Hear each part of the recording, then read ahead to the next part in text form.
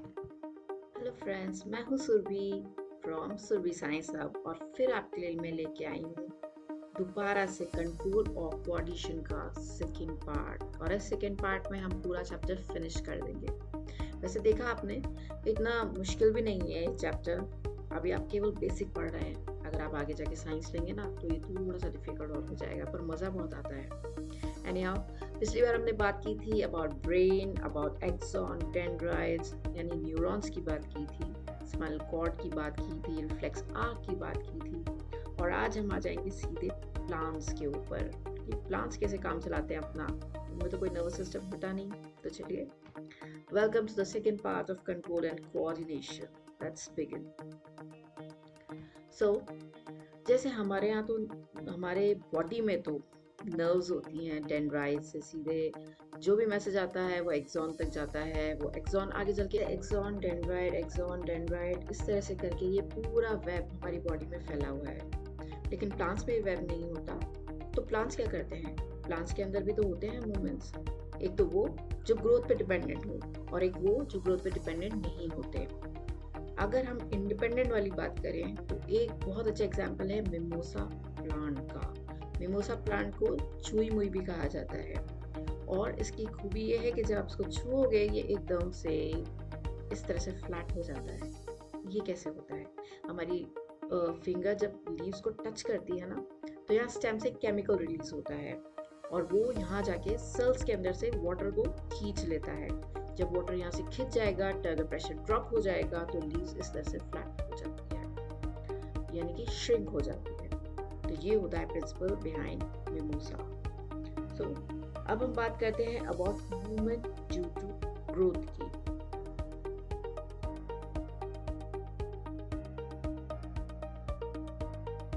Movements in plants में हम देखेंगे कि प्लांट्स के मूवमेंट ग्रोथ वाले कौन से होते हैं। तो अगर हम यहाँ टेंड्रिल की बात करें, जो एक गोल गोल सा होता है स्प्रिंग जैसा, चाहे वो स्टेम का हो चाहे लीफ का हो, जब ये दूर होता है तो ज़्यादा जल्दी ग्रो करता है। ये देखिए, प्लांट जो है ये इससे अलग है और टेंड्रिल अलग बन रहा है। ये नहीं कि प्लांट इससे चिपक गया हो पूरा, ऐसा नहीं होता। और इसलिए ये ऐसे ऐसे करके इसको अपने साथ अटैच कर लेता है। तो अब क्या होता है कि plants response to stimuli slowly, और वो होते हैं एक पर्टिकुलर डायरेक्शन में। इसमें आप ये देखेंगे कि जो ग्रोथ होगी, जैसे यहाँ पे हो रही है, तो ये होती तो है पर बहुत धीरे धीरे धीरे होती है।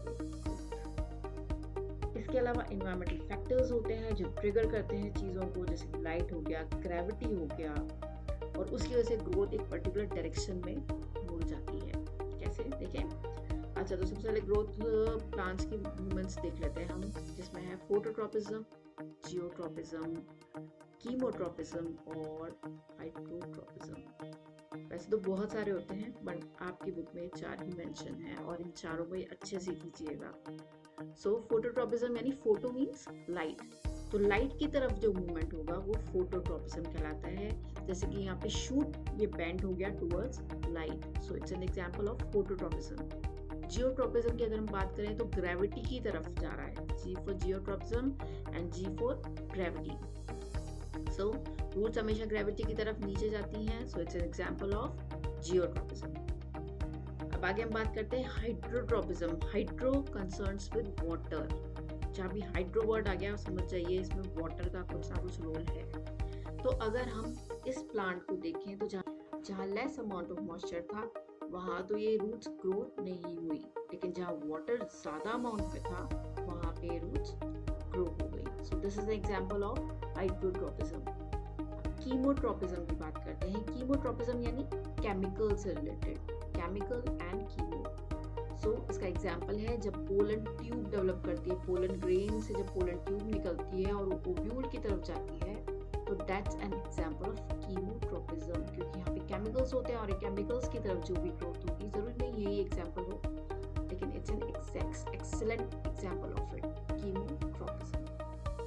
अब वैसे तो बहुत सारे हैं, अगर आप इंटरेस्टेड हैं तो इतने सारे प्लांट मूवमेंट्स हैं। आपको अगर पसंद आया हो तो मुझे बताइएगा कमेंट सेक्शन में। मैं इसके लिए एक अलग से वीडियो बनाऊंगी और आपको अच्छे से समझाऊंगी कि कौन कौन से मूवमेंट्स होते हैं। अब प्रॉब्लम क्या आती है? प्रॉब्लम ये होती है कि जो भी सेंसिटिव प्लांट्स, जैसे हमने आज छुई मुई की बात की। अच्छा, छुई मुई को हम शेम प्लांट भी कहते हैं, मे बी उसको बहुत शर्म आती है शायद इस वजह से। सो जो स्टिमुलस वाले होते हैं, जैसे हम उसको छुआ और फटाफट उसमें एक रिएक्शन हो गया, तो ये तो बहुत फास्ट होता है। लेकिन अगर हम बात करें सनफ्लावर की, और सनफ्लावर जैसे मूव करता है सन के अकॉर्डिंगली, तो वो बहुत धीरे होता है मूवमेंट, और जो ग्रोथ मूवमेंट्स होते हैं वो तो और भी स्लो होते हैं। सो अब क्या कर सकते हैं इसमें, लेकिन वो होते हैं डायरेक्शनल मूवमेंट, हमेशा एक डायरेक्शन में होते हैं ग्रोथ मूवमेंट्स। ऐसा नहीं होता कि जैसे एनिमल्स में भी अगर हम देखें तो हमारे हैंड्स और लेग्स जो एक पर्टिकुलर डायरेक्शन में ही बढ़ते हैं, कहीं से भी कुछ भी नहीं बढ़ जाता है, isn't it? So they are always, growth movement slow तो होंगे लेकिन वो एक डायरेक्शन में ही होंगे। अब प्रॉब्लम ये आती है, अगर आपको जल्दी से चाहिए कोई रिस्पॉन्स, तो हमें क्या करना होगा? उसके लिए चाहिए हमें जैसे हमने पहले बात की थी, न्यूरॉन्स की जरूरत पड़ेगी। लेकिन उसमें दो प्रॉब्लम्स हैं। तो ये प्रॉब्लम है कि सारी सेल जब तक नर्वस सिस्टम से कनेक्ट नहीं होंगी, वो मैसेज आगे जाएगा ही नहीं। अगर कोई सेल नर्व से कनेक्ट नहीं है तो फिर उस सेल तक वो मैसेज पहुंचेगा नहीं, तो इसका कनेक्शन जरूरी है यहाँ पे। और दूसरी चीज ये है कि जब एक सेल के पास नर्व इम्पल्स आती है, तो उसको दूसरी सेल तक पहुंचाने में भी टाइम लगता है। और अगर हमें और भी जल्दी है, तो इसके लिए हमें क्या करना होगा? इसके लिए हमें चाहिए केमिकल कम्युनिकेशन। अब केमिकल कम्युनिकेशन, सेल होती है वो एक केमिकल रिलीज करती है, और जो दूसरी सेल होगी वो उस केमिकल को डिटेक्ट कर लेती है और फिर रिस्पॉन्ड करती है, और इसी तरह से वो पूरी बॉडी में या पूरे ऑर्गेनिज्म की बॉडी में पहुंचता है।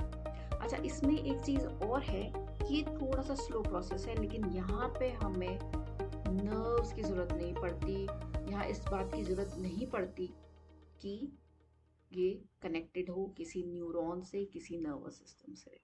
सेल इंडिविजुअल भी हो सकता है। आपने देखा होगा छोटे छोटे एनिमल्स होते हैं, उनमें कहाँ होता है नर्वस सिस्टम, तो वो केमिकल्स के थ्रू भी कम्युनिकेशन करते हैं। अब अगर हम बात करें अबाउट प्लांट्स और एनिमल्स, तो इसके अंदर भी केमिकल्स रिलीज होते हैं। प्लांट्स के अंदर जो केमिकल्स रिलीज होते हैं उन्हें नेचुरल सी बात है प्लांट हार्मोन कहेंगे, और एनिमल्स में एनिमल हार्मोन कहेंगे। सो देखें कौन कौन से होते हैं प्लांट में हार्मोन्स। प्लांट में जो हार्मोन्स होते हैं उसमें एब्सिक एसिड जो होता है क्लोजिंग ऑफ स्टोमेटा के लिए इम्पोर्टेंट होता है, और सीड डोरमेंसी के लिए इम्पोर्टेंट होता है। जब सीड ग्रो नहीं कर रहा हो, वो डोर्मेंट स्टेज में चला जाता है। जैसे हमारे पास चने वगैरह होते हैं जिनकी सब्जी हम बनाते हैं, वो चने जो छोले जिसे हम कहते हैं, तो वो सीड डोरमेंट स्टेज में है। जब तक उसको प्रॉपर एनवायरनमेंट नहीं मिलेगा वो तब तक ग्रो नहीं करेगा, तो दैट इज सीड डोरमेंसी।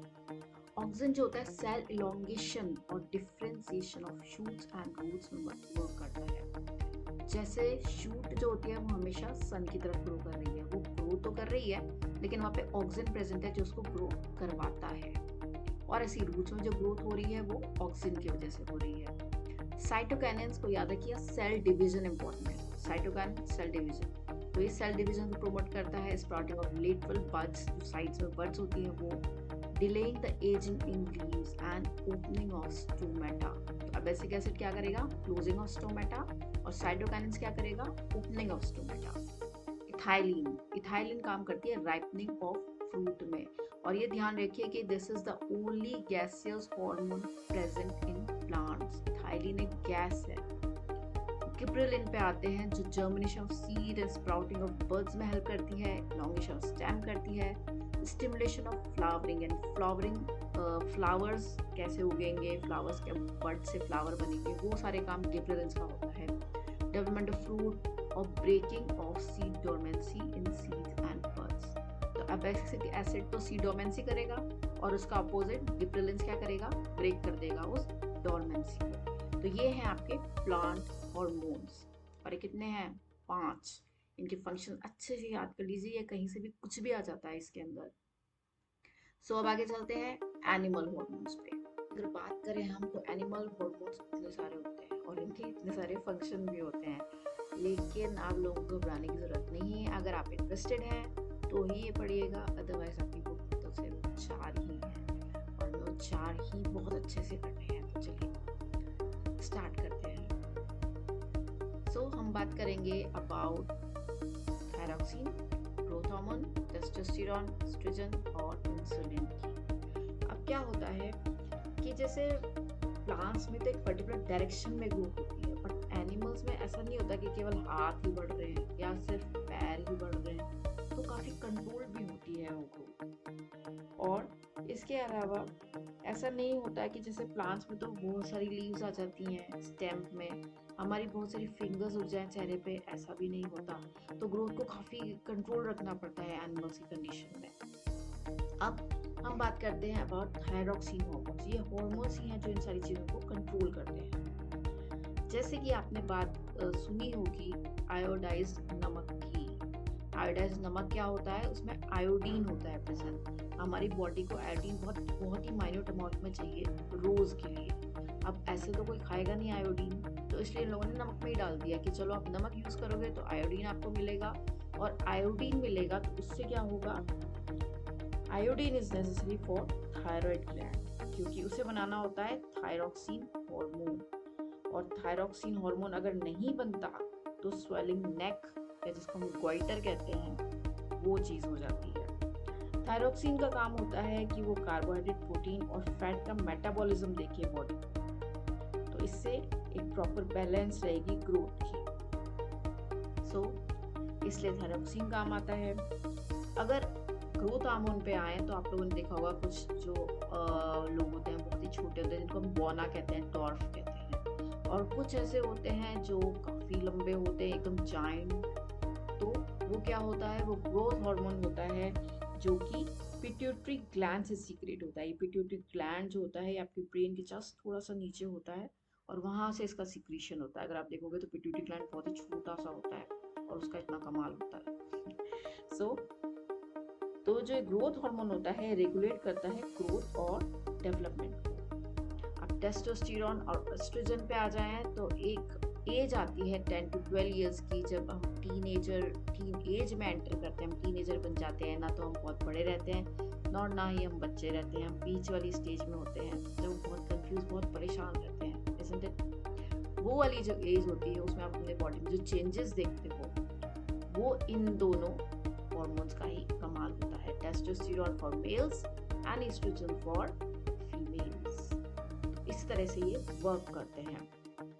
अब हम आते हैं इंसुलिन पे। इंसुलिन का नाम तो आपने आजकल बहुत सुना होगा, क्योंकि लोगों में डायबिटीज बहुत ज्यादा हो रही है। इंसुलिन के इंजेक्शन, इंसुलिन की दवाइयाँ, ये सब चल रहे हैं आजकल। ये होता क्या है, होता ये है कि पैनक्रियास जो होते हैं हमारी बॉडी में, वो इंसुलिन सीक्रेट करते हैं, और वो इंसुलिन क्या करती है, वो शुगर को संभालती है।